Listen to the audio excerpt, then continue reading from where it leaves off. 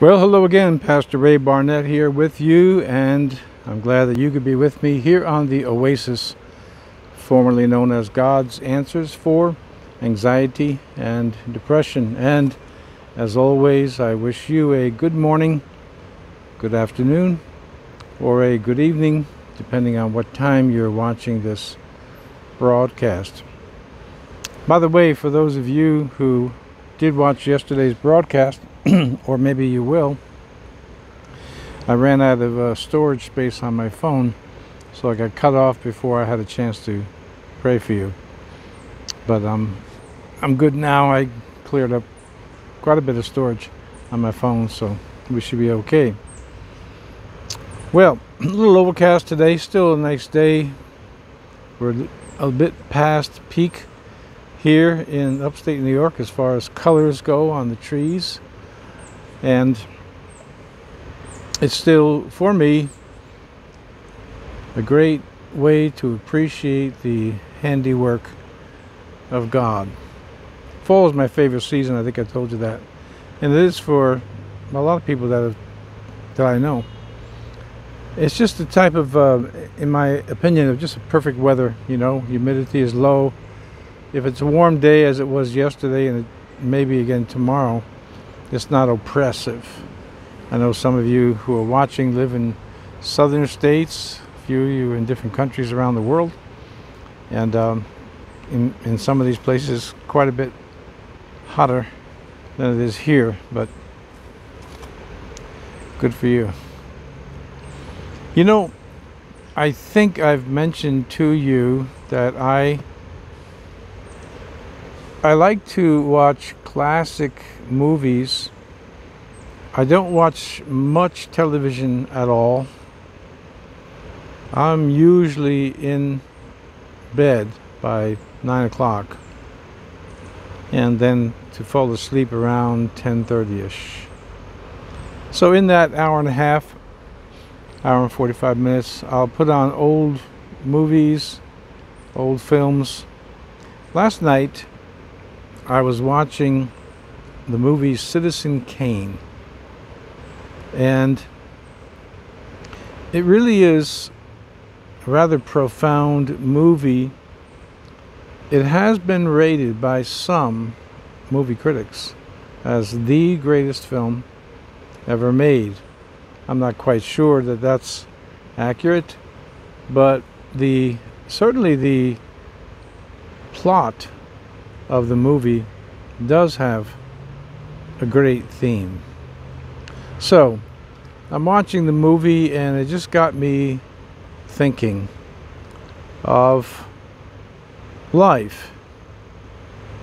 And I have been blessed that from a young age I've always been able to see the end of this life, meaning death. Of course, I must hasten to add that in Christ we have hope of the resurrection. But even so, in my own life, the idea is, and it's been with me since I was very late teens, early 20s, long time, that I'm going to die, have to make my life count for something. And every day that I get up, this thought is somehow always with me, always has been. Make this day count. Now, to go back to Citizen Kane, the movie, in case you're not familiar with it and you haven't seen it, starring Orson Welles, who wrote the script, part of the script. He plays a character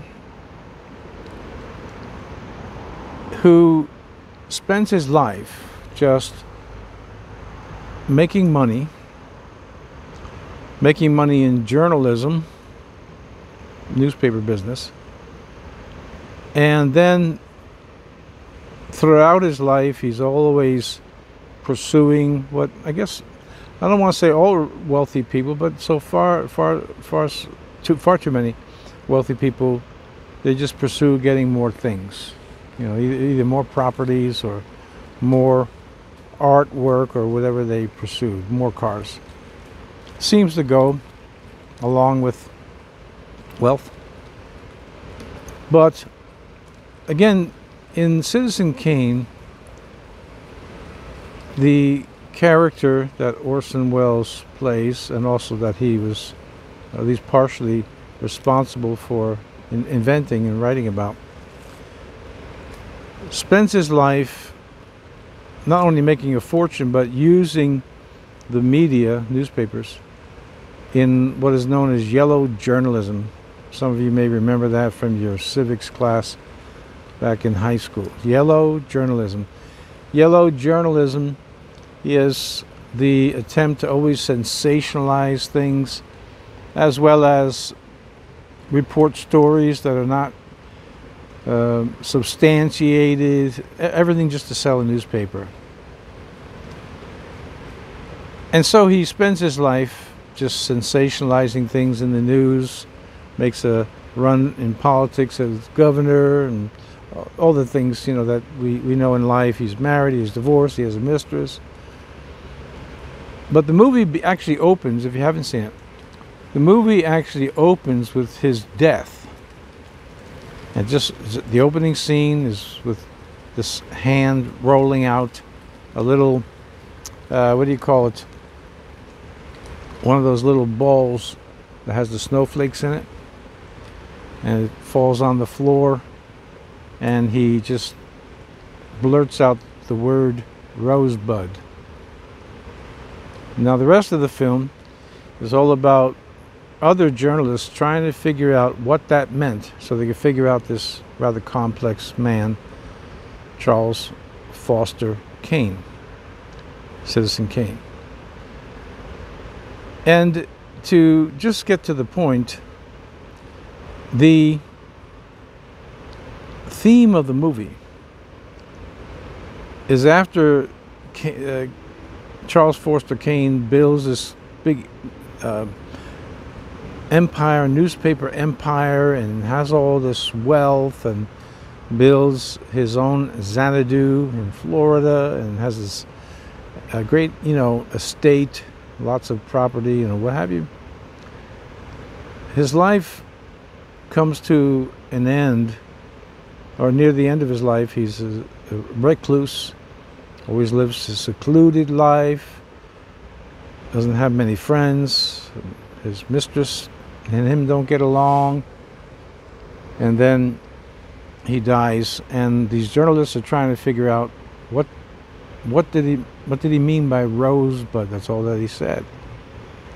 So again, for those of you who have not seen the film, Rosebud was the trade name of a sled that he had when he was a kid, and he was riding the sled the day that he was taken away from his mother and his father, when they had discovered this mine that they thought was worthless. Then it turned out to be worth a lot of money, and then that's how he came into money and made more money.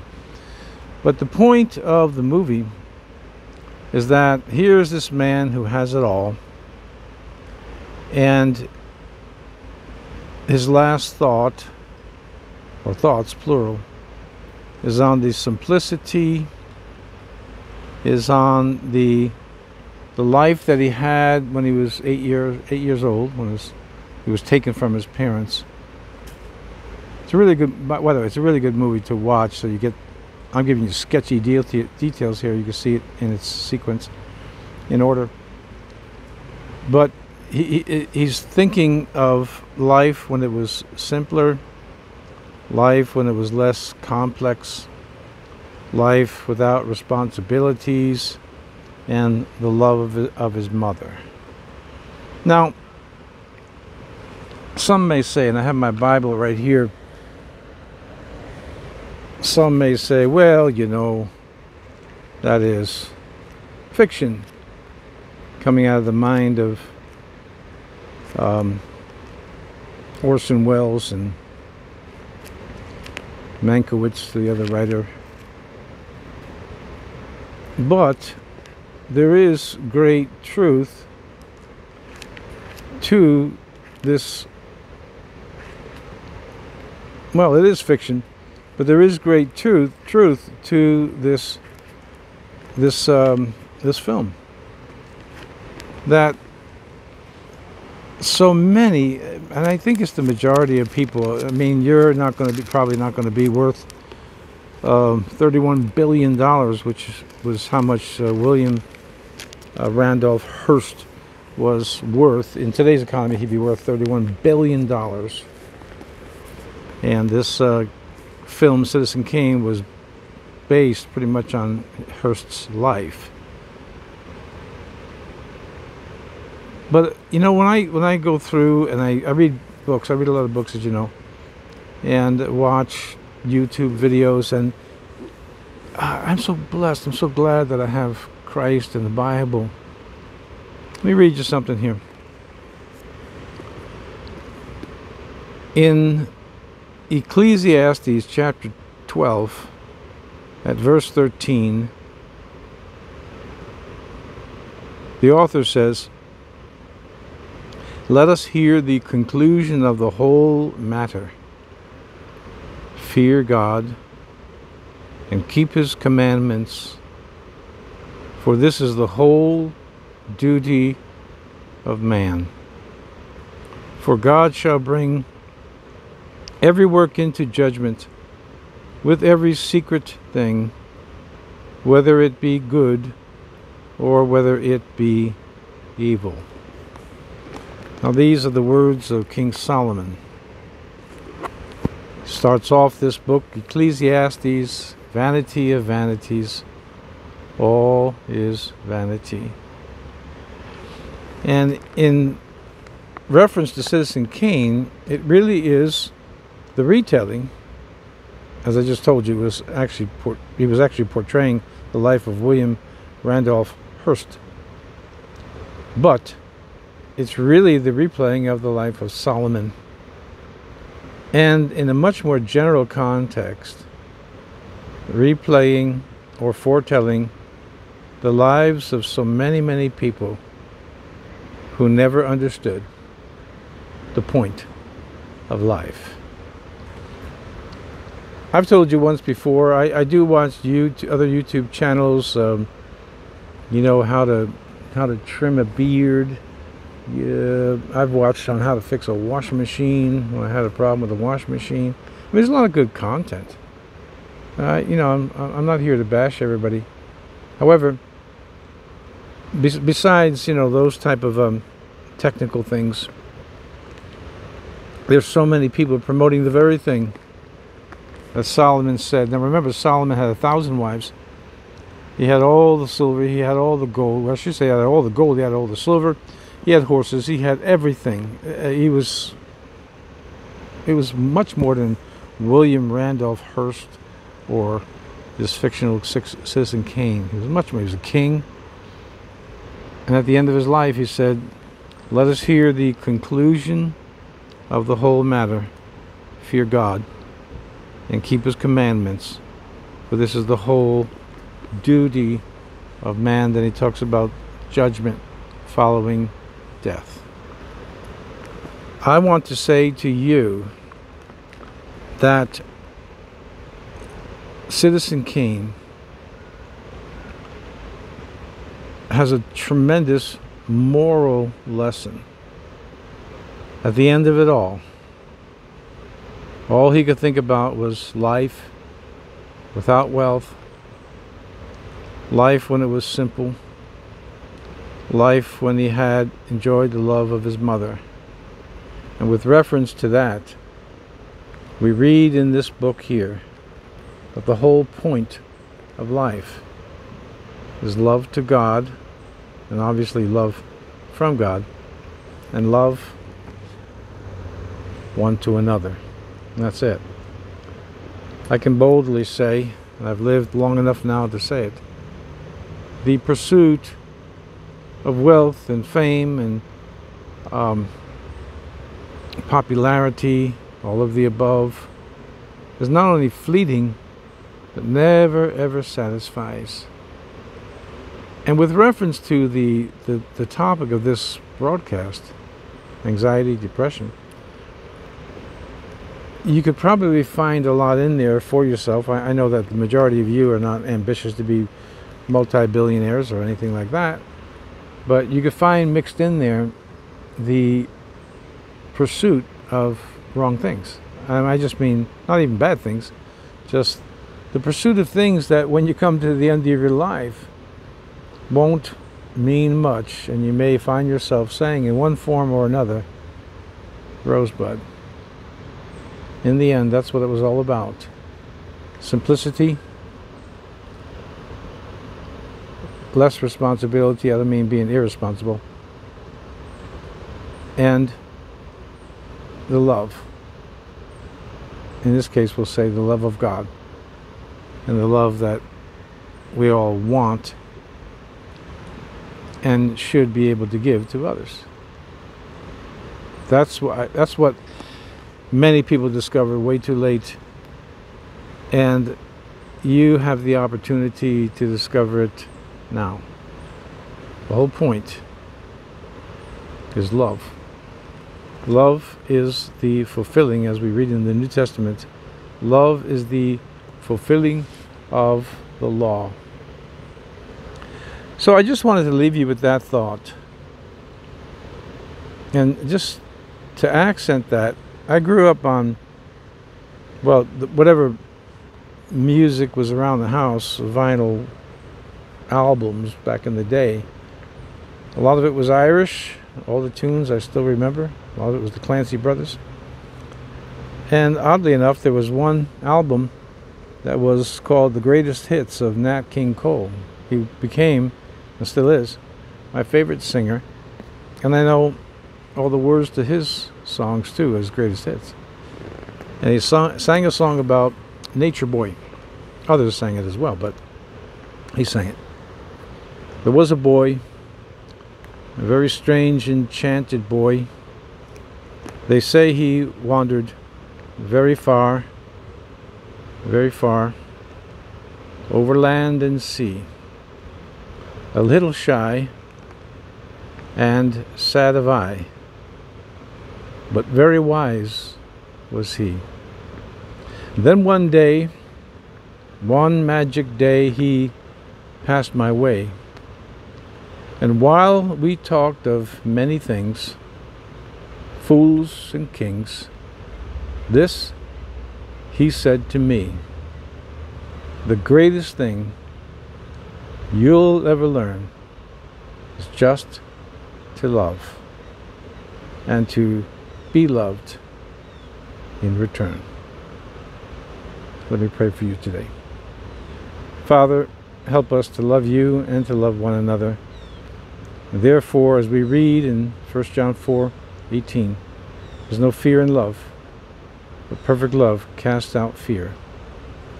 God, help my friends to find the peace they're looking for in this lesson from Citizen Kane, and more importantly, what your Bible declares. All right, so I'm glad that you were with me today. As I do at the end of each broadcast, I give you a solicitation to subscribe to the channel. We are picking up subscribers, but it's a really good group. It's a small group of people, and we keep in touch with each other. And although many of you I don't know, probably won't get to know on this earth, we can, and we do, keep in touch either through email, prayer requests, and so on. So if you'd like to be part of the group, just hit the subscribe button, hit the little bell that says notifications all, and I always ask you for your kindness and give me a thumbs up if you like this broadcast. Keep us on the YouTube radar. All right, well, glad that you could be with me today. Oh, and one more thing. Tonight, if you catch this broadcast, this is a Wednesday. What day is it? I think it's the 13th. Anyway, tonight I'll be doing the Bible study on the live stream from on Facebook. If you'd like to join us, that'll be about 7 p.m. on Facebook this evening. Won't be on YouTube. Be on Facebook if you have a Facebook account. Just look me up, and if I haven't friended you, or if you haven't friended me on Facebook, just friend me, and you can enjoy the Bible studies, and one that starts tonight. All right, that's it. Thanks for being with me. Thanks for having me. And once again, I really hope that these lessons and exhortations here on the Oasis is truly a help to you. God bless, and I'll see you tomorrow.